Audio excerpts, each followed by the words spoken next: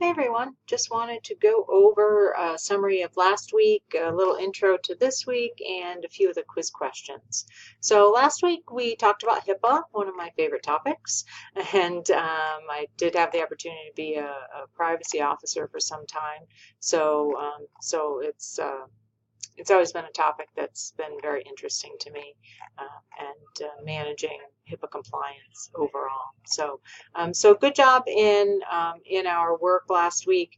Lots of great different incidents that you found, and hopefully that'll give you a picture of the fact that although HIPAA's been around, privacy and security, well, HIPAA's been around since '96, but privacy and security since '03 and '05, we're still really bad at it. And that's an area that we really need to explore moving forward to determine how we become more compliant with these regulations as an industry overall.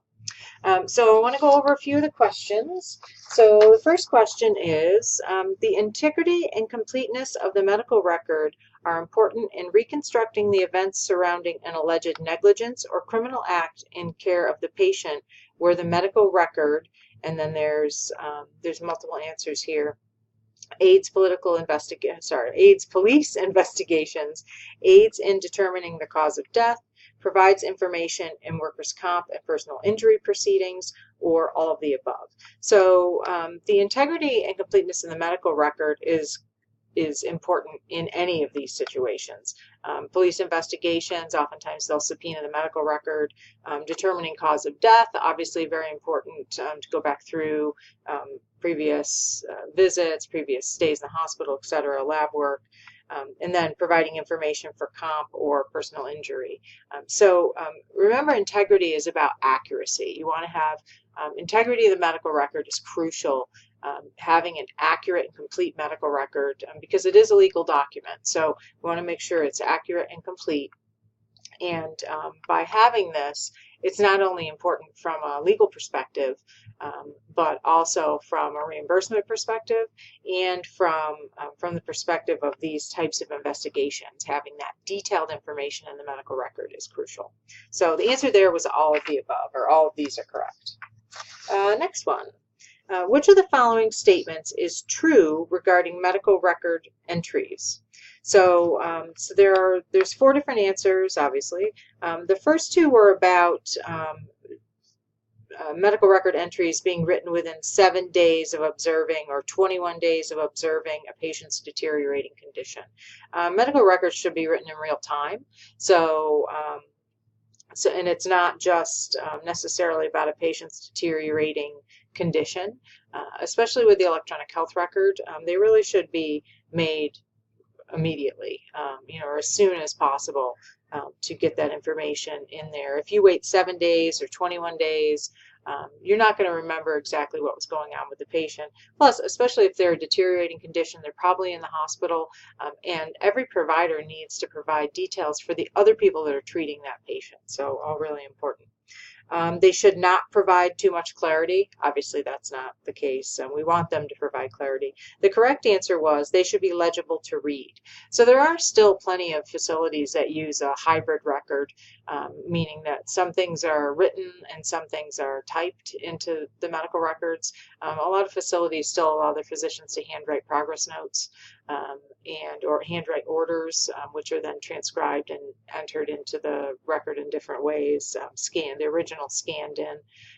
And if you can't read that, as anyone that's had to deal with physicians' handwriting knows, it's nearly impossible to have integrity and completeness of your medical records. So legibility is a huge issue in medical records. We're moving away from that because of the move to the electronic health record. But even with electronic health records, many facilities operate what's known as a hybrid. So they use paper and they scan it into the electronic system. So definitely not the best way to go. So our answer there was legibility.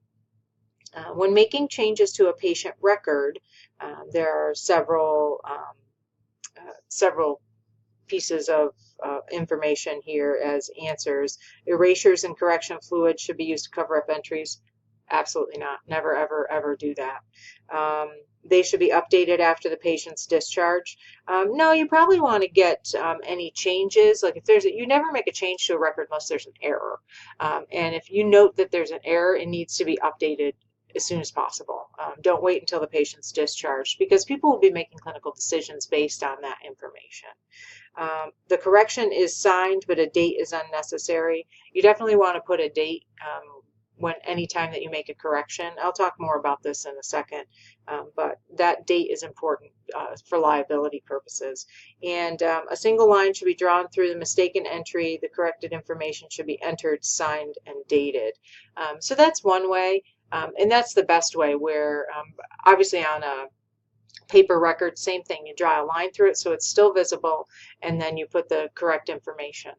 In an online system, some systems allow you to, I'll just kind of demonstrate here, like, so you want to change this section. When you highlight that, whatever you're changing, and then you go to type over it, which I can't type over that, but you go to type over it, that disappears. But it still lives in a revision history that you can see, and that changed piece of information will be highlighted so that you know it was a change. To me, the best options are when you could do, okay, I want to change this, you would highlight that and then actually just be able to do a strike through. So it still exists, but there's a line through the middle of it, and then you would have the additional information that follows that's correct. Either are legal under various, because a medical record is a legal document, so it needs to be done appropriately legally. We can never take information out of a medical record. Once it's in there, it lives, even if it's egregiously incorrect. That's why we have these amendment policies, so that things can be corrected.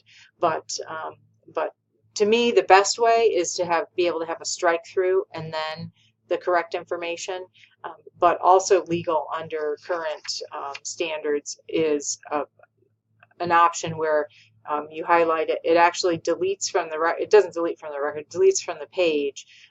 But the new information that you're adding has a highlight next to it that shows you can just click on that and it'll bring up what was originally there. So both of those are okay.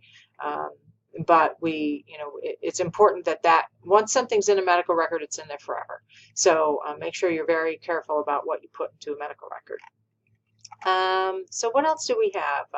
The HIPAA, we had, let me go back here, sorry.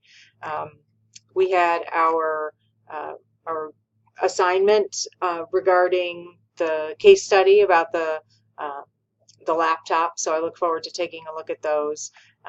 I think that's about it. So week 4. This week, we're actually going to start our discussion of ethics. So we're going to dig into some kind of ethics basics, healthcare ethics basics, and then also take a look at some ethical dilemmas. So chapter 15 or chapter 16, I think, is about ethical dilemmas. So we have a couple that we're going to deal with in the flip grid, but we also have an assignment this week regarding stem cell research. And we have up here, where is it? There it is. Here is the video that you want to view for the stem cell issue. It does not, unlike this video, this type of video that I can just embed right into the page, the owner of this video, who I'm assuming is CBS probably, does not allow for it to play on our page. So you'll have to click the link to go to YouTube to watch that video. But really interesting. Hopefully it'll challenge your views. Try and look at both sides of things. I think that's always key when we're looking at an ethical dilemma. Be sure that you're kind of playing devil's advocate when you're doing your work on these topics. I look forward to seeing what your thoughts are on some of these different things, this one and the one below. So I think that's it for this week. Obviously, we have a quiz this week as well, so that will be not necessarily focused on the discussion and the written work, but more focused on those the basics type information that you find in chapters 15 and 16. So I look forward to talking to you in the flip grid. Should be a robust conversation this week. And if you have any questions, as always, please call, email, stop by office hours, and I'm happy to help. Thanks so much.